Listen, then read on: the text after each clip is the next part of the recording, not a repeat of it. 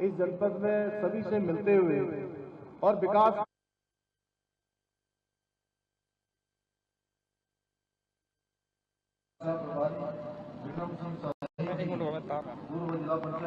ठीक है, बहुत ही राम सिंह कोरंगा जी, तो परेशान कर देते हैं। श्रीमती अकलसा कांडे जी, पुलिस अधीक्षक बागेश्वर श्री चंद्रशेखर घोड़के जी, श्रीमती बसंती देवी, पूर्व जिला पंचायत अध्यक्ष सुरेश मीटवाल जी, अध्यक्ष नगर पालिका परिषद बागेश्वर श्री जगत सिंह कोश्यारी जी, हमारे बहुत वरिष्ठ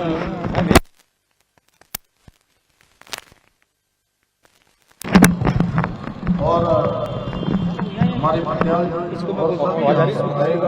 जनता पार्टी के सभी मंडलों के अध्यक्ष, सभी पदाधिकारीगण और दूर दूर से सुदूरवर्ती क्षेत्रों से आज इस कार्यक्रम में यहाँ पर पधारे मेरे सभी बड़े बुजुर्ग, माताएं, बहनें, मेरे सभी युवा नौजवान साथी, एनसीसी और विभिन्न स्कूलों के आए हुए सभी कैडेट्स, सभी हमारे छात्र छात्राएं, उनके अभिभावकगण,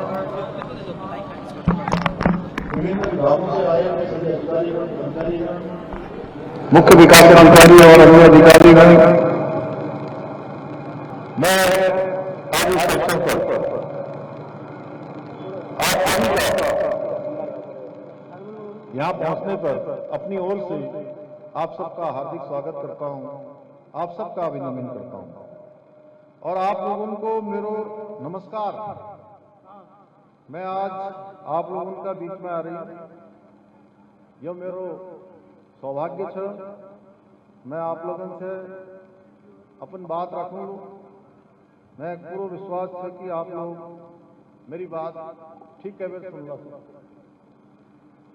मैं आज यहाँ आने से पहले बागेश्वर जिले के विभिन्न हमारे सामाजिक संगठनों से, युवाओं से, वरिष्ठ नागरिकों से, पार्टी कार्यकर्ताओं से कल से मैं लगातार इस जनपद में सभी से मिलते हुए और विकास कार्यों की योजनाओं की समीक्षा करते हुए आप सबके बीच में पहुंचा हूं। इसलिए मैं कह सकता हूं कि हमारी सरकार बागेश्वर और कपकोट क्षेत्र के विकास में कोई और कसर नहीं छोड़ रही है। और आज आप सभी का जिस प्रकार से मैं आप सबकी ऊर्जा देख रहा हूं, आप सबका उत्साह देख रहा हूं और इतनी बड़ी संख्या में मैं देख रहा हूं गड़िया जी, जितने पंडाल में लोग आए हैं उससे कहीं अधिक लोग पंडाल के आसपास भी हैं, कुछ छतों में भी हैं और ये उपस्थिति इस बात का प्रमाण है कि हमारी सरकार जनता की अपेक्षाओं के अनुरूप ठीक दिशा में आगे बढ़ रही है। ये सभी आप सभी का ये स्नेह और आशीर्वाद है जो मुझे निरंतर प्रदेश की सेवा करने का, एक ऊर्जा प्रदान करने का काम आप सबके आशीर्वाद से हो रहा है। भाइयों बहनों, मुझे प्रसन्नता हो रही है कि आज हम बागेश्वर जनपद में शिक्षा, स्वास्थ्य, सड़क, सिंचाई, पेयजल, खेल, कला एवं संस्कृति से जुड़ी हुई 108 करोड़ रुपए से अधिक की लागत की 42 विकास परियोजनाओं का लोकार्पण एवं शिलान्यास आज हमने किया है। इसके साथ ही आज जहां एक क्षेत्र के विकास और स्थानीय अर्थव्यवस्था में महत्वपूर्ण योगदान देने वाले हमारे स्वयं सहायता समूह के 40,000 लाभार्थियों को 26.5 करोड़ रुपए की धनराशि भी वितरित की जा रही है। वहीं क्षेत्र में केंद्र और राज्य सरकार की विभिन्न योजनाओं में 36,000 लाभार्थियों को 70 करोड़ रुपए की धनराशि भी डीबीटी के माध्यम से सीधे उनके खातों में आज हस्तांतरित की जा रही है। मुझे पूरा विश्वास है ये सभी योजनाएं न केवल इस क्षेत्र के लिए बल्कि आधारभूत सुविधाओं को सशक्त बनाने में बहुत सहायक सिद्ध होंगी, बल्कि हमारे सभी नागरिकों के लिए बेहतर सुविधाएं उपलब्ध कराने के साथ साथ जो स्थानीय अर्थव्यवस्था है उस स्थानीय अर्थव्यवस्था को एक नई गति प्रदान करेंगे। भाइयों बहनों, आज नरेंद्र मोदी जी के, हमारे प्रधानमंत्री जी के नेतृत्व में देश के अंदर आज बहुत तेजी से अनेक ऐतिहासिक काम हो रहे हैं। गरीबों के लिए काम हो रहे हैं, जरूरतमंद व्यक्ति के लिए काम हो रहे हैं, हमारी माताओं बहनों के जीवन स्तर को ऊपर उठाने के लिए काम हो रहे हैं, नौजवानों को रोजगार और स्वरोजगार से जोड़ने के काम हो रहे हैं। और उन्हीं के मार्गदर्शन में हमारे राज्य में भी विकास और समृद्धि के नए कीर्तिमान स्थापित हो रहे हैं। अनेक नए काम शुरू कराए जा रहे हैं, जहां एक और शहरों से लेकर सुदूरवर्ती पर्वतीय क्षेत्रों तक अनेक विकास के काम किए जा रहे हैं। सड़कों के क्षेत्र में शिक्षा, स्वास्थ्य, पेयजल और इंफ्रास्ट्रक्चर को मजबूत किया जा रहा है। वहीं राज्य की जो सांस्कृतिक विरासत है उसके संरक्षण और संवर्धन की दिशा में भी हम निरंतर प्रयास कर रहे हैं। हमारी सरकार देवभूमि उत्तराखंड को विश्व की आध्यात्मिक राजधानी के रूप में स्थापित करने की दिशा में निरंतर कार्य कर रही है। हम केदारखंड की भांति ही मानसखंड के पौराणिक मंदिरों के भी पुनरुत्थान एवं सौंदर्यीकरण के लिए संकल्पित होकर काम कर रहे हैं। जहां हम अनेक हमारे मंदिरों की एक मिशन के तहत सौंदर्यीकरण के क्षेत्र में आगे बढ़े हैं। इसी क्रम में हम बाबा बागनाथ जी का बैजनाथ धाम के साथ साथ कोट भ्रामरी मंदिर सहित विभिन्न पौराणिक मंदिरों का विकास हमारे जनपद बागेश्वर में किया जा रहा है।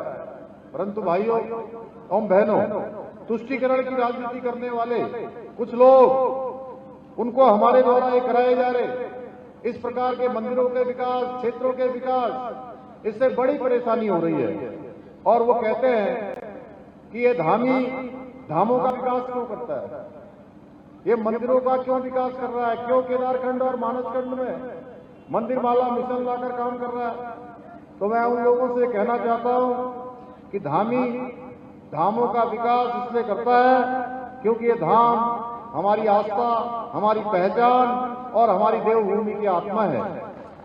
और जब तक मुझे आप सबका आशीर्वाद मिलता रहेगा, मैं उत्तराखंड की इस समृद्ध आध्यात्मिक विरासत को और अधिक सशक्त बनाने के लिए निरंतर कार्य करता रहूंगा। भाइयों बहनों, आदरणीय प्रधानमंत्री जी के नेतृत्व में शीतकालीन यात्रा की पहल भी हमने प्रारंभ की है, जिसके माध्यम से हम राज्य में 12 महीने पर्यटन की निरंतरता सुनिश्चित करने का काम कर रहे हैं। आज वहीं धार्मिक पर्यटन के साथ साथ wellness tourism, adventure tourism, film shooting destination, wedding destination के क्षेत्रों में भी विकास कार्य कर रहे हैं। वहीं राज्य में हम साहसिक पर्यटन जैसे trekking, river rafting, paragliding, skiing और माउंटेनियरिंग को भी बढ़ावा देने के लिए निरंतर कार्य कर रहे हैं। इन सभी के अपार संभावनाएं हमारे इस जनपद बागेश्वर में भी हैं। इतना ही नहीं, हम प्रदेश में आयुर्वेदिक और प्राकृतिक चिकित्सा, योग और आध्यात्मिक पर्यटन को बढ़ावा देने के लिए कुमाऊं और गढ़वाल मंडल के एक एक स्थान पर स्पिरिचुअल इकोनॉमिक जोन की स्थापना भी करने जा रहे हैं। इसके साथ ही हमारी सरकार पारंपरिक मेले, उत्सव और लोक संस्कृति को बढ़ावा देने के लिए वन डिस्ट्रिक्ट वन फेस्टिवल के रूप में विकसित करने की दिशा में भी काम कर रहे हैं, जिसका फायदा बागेश्वर में आयोजित होने वाले कत्यूर और कांडा जैसे ऐतिहासिक मेलों को मिलेगा, जिससे स्थानीय परंपराओं को संरक्षण तो होगा ही, साथ ही पर्यटन, स्थानीय व्यवसाय और स्वरोजगार के नए अवसर भी खुलेंगे। भाइयों बहनों, आज यहाँ बड़ी संख्या में हमारी मातृशक्ति उपस्थित है, इसलिए मैं आप सभी को बताना चाहता हूं कि हमारी सरकार मातृशक्ति के कल्याण के लिए पूरी तरह से समर्पित होकर काम कर रही है। हमने शिक्षा से लेकर स्वास्थ्य के क्षेत्र और उद्यमिता से लेकर नौकरियों तक प्रदेश की महिलाओं की अधिक भागीदारी सुनिश्चित करने का प्रयास किया है। इसी क्रम में हमने महिलाओं के लिए 30% का आरक्षण विधानसभा में विधेयक लाकर इसको सुनिश्चित किया है कि सभी सरकारी नौकरियों में हमारी मातृशक्ति को 30% का आरक्षण मिलेगा। वहीं उत्तराखंड राज्य ग्रामीण आजीविका मिशन सशक्त बहना उत्सव योजना, मुख्यमंत्री महिला स्वयं सहायता समूह सशक्तिकरण योजना के माध्यम से महिलाओं को आत्मनिर्भर बनाने की दिशा में काम हो रहा है। मुझे गर्व है कि आज प्रदेश के अंदर हमारे हमारी बहनों ने अपनी मेहनत से, अपने परिश्रम से, अपने कौशल से, कम संसाधन होते हुए भी, अनेक चुनौतियों का सामना करते हुए भी 1,68,000 से अधिक बहनों को लखपति दीदी बनने का अवसर मिला है। या बनकर उन्होंने महिला सशक्तिकरण की दिशा में भी एक नया इतिहास बनाने का काम किया है। यहाँ भी कई लखपति दीदियां उपस्थित हैं जो अपनी मेहनत से, अपनी लगन से और प्रतिभा के बल पर न केवल अपने परिवार को संबल बना रही हैं, बल्कि अपने गांव और समाज में भी प्रेरणा का स्रोत बन रही हैं। भाइयों बहनों, हम पहाड़ों से पलायन रोकने के लिए भी और स्थानीय अर्थव्यवस्था को और पर्यटन को बढ़ावा देने के लिए अनेक योजनाओं पर काम कर रहे हैं। एक जनपद दो उत्पाद योजना के माध्यम से हमारे आजीविका के अवसरों को बढ़ावा दिया जा रहा है, जबकि हाउस ऑफ हिमालय ब्रांड हमारे स्थानीय उत्पादों को आज व्यापक पहचान दिलाने का काम कर रहा है। इसके साथ ही state millet mission, farm machinery bank, apple व कीवी मिशन और सुगंध और जड़ी बूटी क्लस्टर, मत्स्य पालन योजना, नई पर्यटन नीति, नई फिल्म नीति, होम स्टे, वेडिंग उत्तराखंड जैसी योजनाओं के माध्यम से अपनी स्थानीय अर्थव्यवस्था को हम मजबूती प्रदान करने का कार्य भी कर रहे हैं। आज एक जनपद दो योजना के माध्यम से बागेश्वर में प्राचीन समय से चली आ रही पारंपरिक काम्य शिल्प को भी अंतर्राष्ट्रीय स्तर पर पहचान मिल रही है। हम उनके प्रोत्साहन के लिए और आगे भी काम करने वाले हैं। आज बागेश्वर जनपद में मत्स्य पालन से जुड़ी हुई समितियों ने 36 लाख रुपए से भी अधिक की आय अर्जित की है। वहीं यहाँ संचालित हो रहे सैकड़ों होम स्टे स्थानीय युवाओं को रोजगार से स्वरोजगार से जोड़ने का सशक्त माध्यम बन रहे हैं। यही नहीं, क्षेत्र के किसानों ने औषधि एवं सघन उत्पादन कर बीते 1.5 वर्षों में 1.25 करोड़ रुपए से भी अधिक का लाभ अर्जित किया है। भाइयों बहनों, इसके साथ साथ बागेश्वर जनपद में आज कीवी भी इसके उत्पादन का एक प्रमुख स्थान बनता जा रहा है, जहां के हमारे कीवी उत्पादकों ने अनेक उपलब्धियां हासिल की है। आज उनकी कीवी की मांग भी पूरे देश के अंदर बनने लगी है। भाइयों बहनों, हमारी इन योजनाओं को लेकर भी आज विपक्ष के लोग, जिन्होंने अपने समय में केवल घोषणाओं को करने का काम किया, आज जनता के बीच में भ्रम फैलाकर संदेह उत्पन्न करने की कोशिश करते हैं। लेकिन ये हमारे प्रयासों का परिणाम है कि आज हमारे गांव में हमारे जो लोग पलायन कर गए थे वो पुनः वापस अपने गांव में लौट रहे हैं, अपने गांव में लौटकर रोजगार और स्वरोजगार को आगे बढ़ा रहे हैं। हाल ही में जो रिपोर्ट आई है, पलायन रिपोर्ट, निवारण रिपोर्ट की, इस सर्वे रिपोर्ट से सिद्ध हुआ है कि लगभग 6,000 लोग बीते 1 साल में पुनः अनेक स्थानों से अपने गांव लौटकर आए हैं। साथ ही हम सभी के लिए गर्व का विषय है कि नीति आयोग भारत सरकार द्वारा विकास के सतत लक्ष्यों को प्राप्त करने के इंडेक्स में पूरे देश के अंदर हमारे राज्य को पहला स्थान प्राप्त हुआ है। इसके साथ ही बेरोजगारी दर में 4.4% की कमी लाकर हमने राष्ट्रीय औसत को पीछे छोड़ने का काम किया है। इतना ही नहीं, भारत सरकार के राज्य खनन तत्परता सूचकांक में भी उत्तराखंड को श्रेणी सी के देश में दूसरा स्थान मिला है। यही नहीं, जहां हमें किसानों की आय वृद्धि में देश भर में पहला स्थान प्राप्त हुआ है, वहीं मत्स्य विकास के क्षेत्र में उत्कृष्ट प्रदर्शन के लिए भी राष्ट्रीय पुरस्कार प्राप्त हुआ है। भाइयों बहनों, हमारी सरकार राज्य के और जनपद बागेश्वर के समग्र विकास को सुनिश्चित करने के लिए अनेक विकासपरक योजनाओं को लगातार आगे बढ़ा रही है। हम जनपद में स्वास्थ्य सेवाओं को सुदृढ़ करने के लिए 200 बेड का आधुनिक जिला अस्पताल बनाने के साथ 50 बेड की क्रिटिकल केयर यूनिट का निर्माण भी करा रहे हैं। इसके साथ ही युवाओं को उत्कृष्ट खेल सुविधाएं उपलब्ध कराने के लिए खोली में खेल स्टेडियम का निर्माण भी करा रहे हैं। यही नहीं, हम बागेश्वर में मेडिकल कॉलेज की स्थापना की दिशा में भी कार्य योजना तैयार कर रहे हैं। हमने बागेश्वर में रोडवेज डिपो की स्थापना के साथ साथ रोडवेज कार्यशाला का निर्माण कराया है। हमने क्षेत्र में विभिन्न पेयजल परियोजनाओं का निर्माण कर लोगों को स्वच्छ पेयजल उपलब्ध कराने की दिशा में महत्वपूर्ण कदम उठाए हैं। साथ ही किसानों को सिंचाई के लिए पर्याप्त पानी उपलब्ध कराने के लिए 10 महत्वपूर्ण लिफ्ट सिंचाई योजनाओं का निर्माण किया है। इतना ही नहीं, जनपद में राष्ट्रीय राजमार्ग के अंतर्गत बागेश्वर से कनगाड़ सीना, कांडा से बागेश्वर और बिहारी बैंड से कांडा मार्ग को 2 लेन में विकसित करने का कार्य भी प्रगति पर है। इसके साथ साथ राज्य योजना के अंतर्गत लगभग 100 करोड़ रुपए से अधिक की लागत से सड़कों का डामरीकरण व निर्माण कार्य भी किया जा रहा है। इतना ही नहीं, हम बागेश्वर क्षेत्र की प्रत्येक ग्राम सभा को मोटर मार्ग से जोड़ने का काम कर रहे हैं। आज हमने करोड़ों रुपए की लागत से यहाँ पर विभिन्न योजनाओं का लोकार्पण और शिलान्यास किया है। हम सरयू एवं गोमती नदी के संरक्षण हेतु रोड मैप तैयार करने के साथ ही बागेश्वर को काशी की तर्ज पर विकसित करने की कार्य योजना पर भी कार्य कर रहे हैं।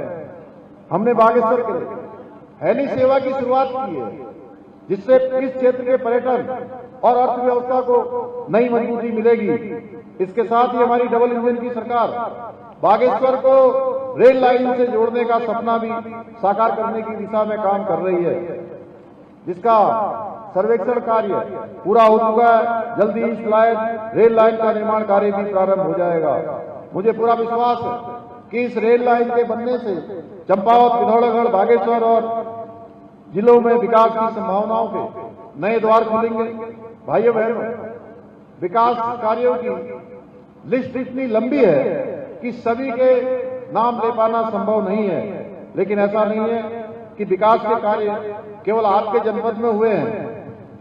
आप आज राज्य के जिस क्षेत्र में भी जाएंगे, सभी जगह आपको इस प्रकार के व्यापक स्तर पर विकास के कार्य दिखाई देंगे। आप लोगों को पूर्ववर्ती सरकारों का समय भी भली भांति याद होगा, जो केवल घोषणाएं करते थे, परंतु धरातल पर कोई काम उनके समय में नहीं होता था। जनता को उसके वास्तविक हक का लाभ नहीं मिल पाता था। कांग्रेस के समय में एक प्रधानमंत्री ऐसे होते थे, उन्होंने स्वीकार किया कि हम 1 रुपया लाभार्थियों के बैंक के खातों में हम उनको भेजते हैं, लेकिन लोगों तक केवल 15 पैसे ही पहुंचता है। परंतु आज आप सभी ने देखा होगा कि आज प्रधानमंत्री मोदी जी के नेतृत्व में जो 1 रुपया अगर वहां से भेजा जाता है दिल्ली से, तो उसमें 1 पैसा भी पाई की कम नहीं होती है। पूरा का पूरा डीबीटी के माध्यम से सीधे लाभार्थी को मिलता है। भाइयों बहनों, उसके बैंक में सीधे ट्रांसफर होता है, उनके खातों में पहुंच जाता है। यही नहीं, आज हमारी सरकार जिस भी कार्य का शिलान्यास करती है, उसे तय समय पर पूरा करके लोकार्पण भी करती है। और जब हम जनता के बीच जाते हैं तो ईमानदारी से अपना रिकॉर्ड कार्ड प्रस्तुत करते हैं, कौन सा काम पूरा हुआ है, कौन सा काम प्रगति पर है और आगे कौन सा काम भविष्य में करने का हमारा प्लान है, कौन सा संकल्प है। क्योंकि हम कांग्रेस पार्टी की तरह सत्ता को अपनी बकौती नहीं, बल्कि सेवा का माध्यम मानते हैं। भाइयों बहनों, इसके साथ साथ हम राज्य की डेमोग्राफी को और यहाँ के सांस्कृतिक मूल्यों को संरक्षित रखने के लिए भी संकल्पित हैं। इसीलिए हमने राज्य में सख्त धर्मांतरण रोधी कानून, सख्त दंगा रोधी कानून बनाया है। वहीं लैंड जिहाद, लव जिहाद और थूक जिहाद जैसी विकृत मानसिकताओं, मुल्लावादी कट्टर प्रवृत्तियों के खिलाफ भी हमने कड़ी कार्रवाई सुनिश्चित की है। परंतु वहीं कांग्रेस के लोग जिन्हें उत्तराखंड की संस्कृति और परंपराओं से कोई सरोकार नहीं है, ये लोग हर काम केवल और केवल अपने वोट बैंक को खुश करने के लिए करते हैं। कोई भी काम करते हैं तो पहले वोट बैंक की चिंता करते हैं, उसके बाद ही कामों को आगे बढ़ाते हैं। और इनको हमारे द्वारा जब हम लैंड जिहाद पर कार्रवाई करते हैं, 10,000 एकड़ सरकारी जमीन अतिक्रमण करने वालों से मुक्त कराते हैं, तो उसमें भी इनको दिक्कत होती है। इन्हें लैंड जिहाद करने वाले अच्छे लगते हैं। कांग्रेस ने हमारी देवभूमि की डेमोग्राफी को बिगाड़ने के लिए ऐसे स्थानों पर विशेष समुदाय के लोगों को बसाने का काम किया है, जहां कभी उस समुदाय के लोगों का कोई अस्तित्व नहीं होता था, कोई उनकी पहचान नहीं होती थी। आज जब हम जहां पर सरकारी जमीनों पर अतिक्रमण है, कहीं हरा कपड़ा, नीला कपड़ा, पीला कपड़ा डालकर सरकारी भूमि पर अवैध कब्जे करने वालों के खिलाफ कार्रवाई कर रहे हैं, तो इनको कांग्रेस पार्टी के लोगों को आज इससे परेशानी हो रही है। उनका कहना है कि यहाँ उनका भी उतना ही अधिकार है जितना आप लोगों का है। भाइयों बहनों, इस प्रकार की उनकी मानसिकता हो गई है। आप ही बताइए, क्या जो लोग हमारी देवभूमि को दूषित करने का काम कर रहे हैं, हमें उन पर कार्रवाई नहीं करनी चाहिए? करनी चाहिए कि नहीं करनी चाहिए? कार्रवाई आगे बढ़ाए कि नहीं बढ़ाए? जरा जोर से बोलिए, कार्रवाई करनी है कि नहीं करनी है आगे?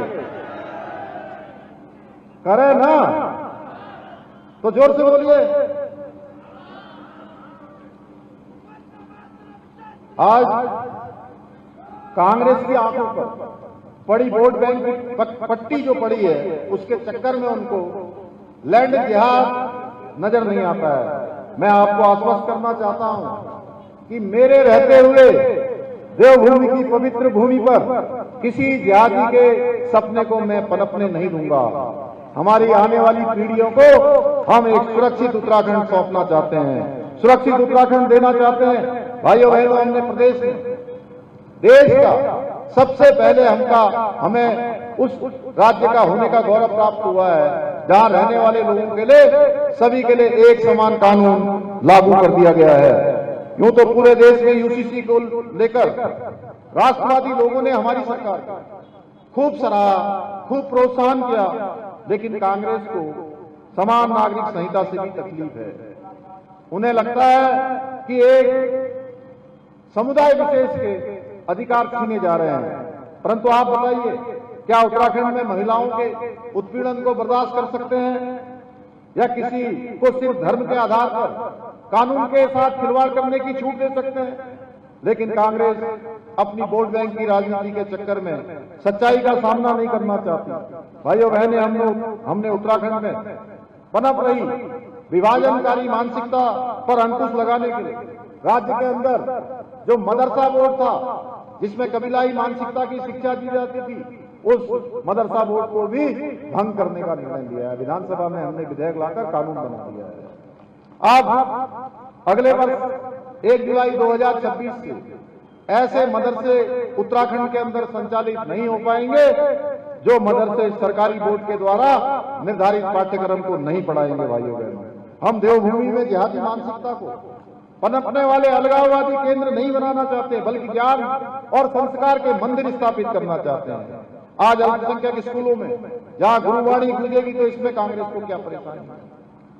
हमने राज्य में बच्चों को गुमराह करने वाले 250 से अवैध मदरसों को भी बंद करने का निर्णय लिया है, इसमें ताला लगाया है। इसमें भी कांग्रेस को परेशानी है। जब हम सनातन धर्म को बदनाम करने वाले, षड्यंत्र करने वालों के खिलाफ सख्ती से कार्रवाई करते हैं तो उनका पेट दुखने लगता है।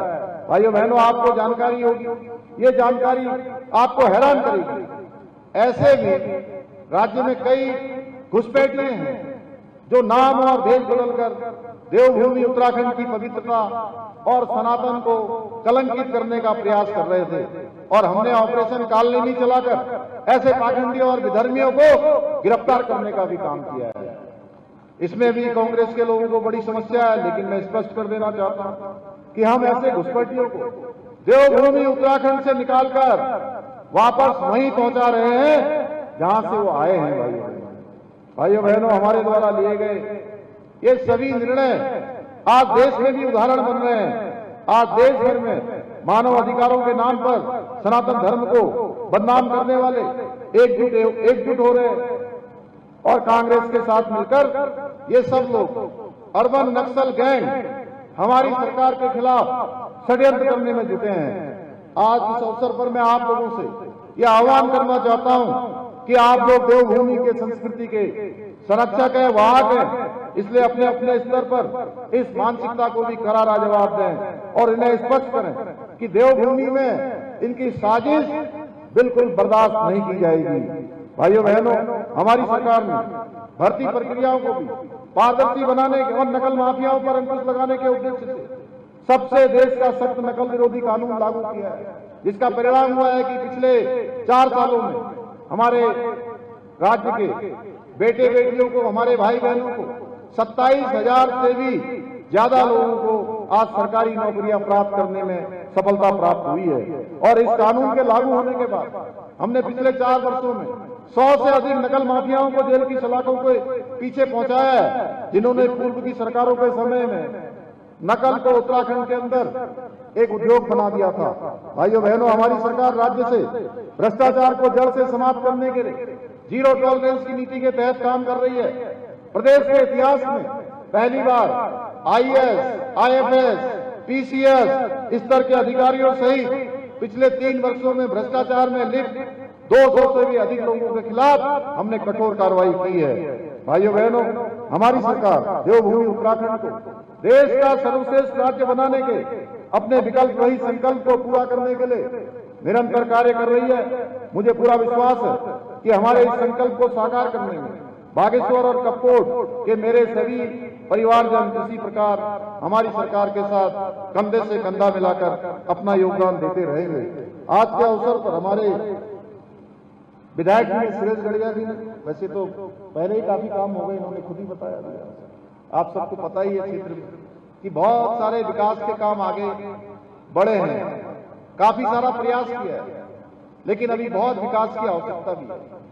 अनवरत रूप से यहाँ के विकास कार्य चलते रहे। इन्होंने मुझे एक पत्र दिया है जिसमें लगभग 18 इन्होंने प्रमुख मांगों का उल्लेख किया है। मैं इसको अपने साथ ले जा रहा हूं, जैसे रीठा बगर, हरसिंगिया बगर, लालपुर तक मोटर मार्ग के निर्माण के नवीनीकरण की बात है इसमें। इसके साथ ही सरमूल को पर्यटन धाम के रूप में आगे बढ़ाया जाएगा, क्योंकि मेरा भी मानना है कि जहां से सरयू का उद्गम होता है वो स्थान हमारा आगे बढ़ना चाहिए। इसके साथ साथ सामुदायिक स्वास्थ्य चिकित्सालयों का उच्चीकरण है, आदर्श राजकीय स्कूल का उच्चीकरण है, पीएम श्री में गरुड़ में इंडोर स्टेडियम है, बागेश्वर में सरयू नदी का पुल है, और इसके साथ साथ मिनी स्टेडियम और प्रांतीकरण और अनेक योजनाएं मैं इनको अपने साथ लेकर जा रहा हूं। इनको आगे के परीक्षण करवा के इन सभी को अपनी योजनाओं में सम्मिलित किया जाएगा। कपकोट कर्मी पिंडारी बदियाकोट मार्ग का सुधारीकरण का भी है, इसको भी रखा जाएगा।